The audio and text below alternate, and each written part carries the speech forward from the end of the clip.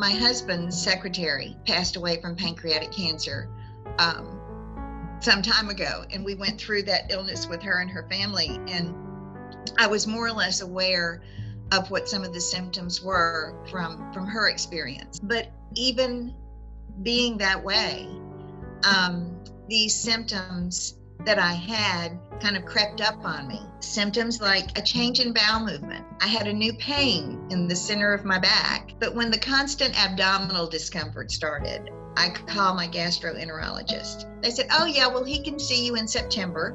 And I'm going, no, I want to see somebody like now. When something this serious is a possibility, you get motivated. I didn't know how long I had at that point. I mean, for all I knew, I had a couple of months. You definitely have to be aggressive and not just do whatever the general practitioner or internist or whatever, thinks you might want to do. You need to make suggestions. In the beginning, I was like any person who's just been diagnosed with a potentially very fatal disease. I mean, it was not a good time. I had not been in a position in my life where I'd had to ask for a lot of help. My dad used to joke and say, she's our leader, because I had been a manager in my career all my life.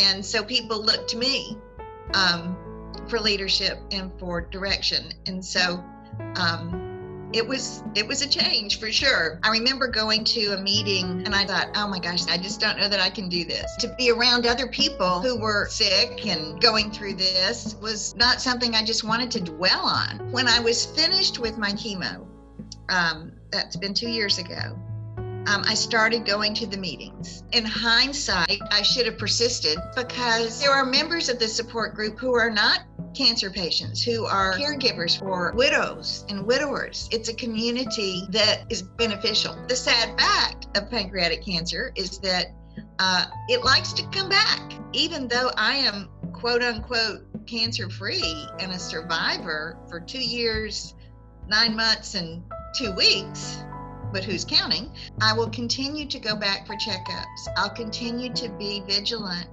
about what is happening to my body and changes in it, because the 5-year survival rate, woohoo, is up to 10%. I mean, that's nothing to brag about. We still have a long way to go, and the Kosten Foundation is funding researchers who are looking to find these pancreatic cancer suspects so that things can be done early on before it becomes maybe even cancerous. We've got to be able to figure out what this is all about, why it happens, and hopefully give people with diagnosis more hope than they get now with a 5-year 10% survival rate. We've got to do better than that.